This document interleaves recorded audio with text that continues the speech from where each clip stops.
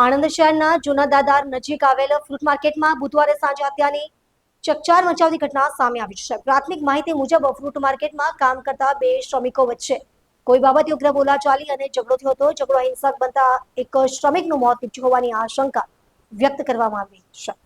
ઘટનાની જાણ થતાં જ પોલીસનો કાફલો સ્થળ પર દોડી આવ્યો હતો। ડીવાયએસપી જે.એન. પંચાલ ઘટના સ્થળે પહોંચીને સમગ્ર મામલાની તપાસ હાથ ધરી છે। પોલીસે સ્થળને કોર્ડન કરી પુરાવા એકત્ર કરવાની કામગીરી શરૂ કરી છે। મૃતકની ઓળખ અને હત્યા પાછળનું ચોક્કસ કારણ જાણવા માટે પોલીસ તપાસ કરી રહી છે। મૃતદેહને પોસ્ટમોર્ટમ માટે મોકલવાની તજવીજ હાથ ધરવામાં આવી છે।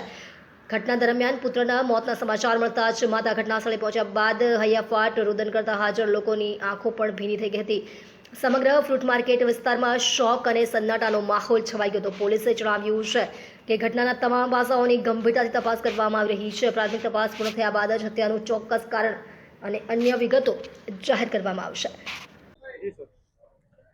આજરોજ બપોરના 3:15 વાગ્યાના સુમારે આણંદ રેલવે સ્ટેશનની સામે આવેલ ફ્રૂટ માર્કેટમાં રમેશ બાલકભાઈ ગોસાઈ તેમના અન્ય 4 સાથી સાથે ફ્રૂટની અનલોડિંગ કરતા હતા। તે દરમિયાન લગભગ 3:30 વાગ્યાના સુમારે તેમના જ મિત્ર કાંતિભાઈ દેસાઈભાઈ ઠાકોર આ જગ્યાએ આવેલા હતા અને મને કેમ આજે લેબર કામ માટે લાવેલ નથી તેમ કરી રમેશભાઈ સાથે ઝઘડો કરેલો, બોલાચાલી કરી અને મારામારી કરી। એ દરમિયાન કાંતિભાઈ દેસાઈભાઈ ઠાકોરે પોતાની પાસેનું ચપ્પાથી રમેશ બાલકભાઈ ગોસાઈ ઉપર ઉપરા છાપરી 3 થી 4 ઘા મારી તેમનું મોત નિપજાવેલ છે। આ બાબતે આણંદ ટાઉન પોલીસ સ્ટેશનમાં જાણ થતાં Anand town PI Shri Kandoriya, PSI Shri Zala તથા સ્ટાફના માણસો આવી ગયેલા હતા।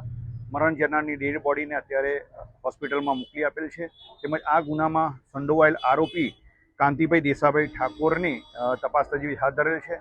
પોલીસ અધિક્ષક શ્રી જસાણી સાહેબની સૂચના અને માર્ગદર્શન હેઠળ આ આરોપીને પકડવા માટે એલસીબી તથા આણંદ ટાઉનની અલગ અલગ ટીમો બનાવી અને આરોપીને ધરપકડ કરવા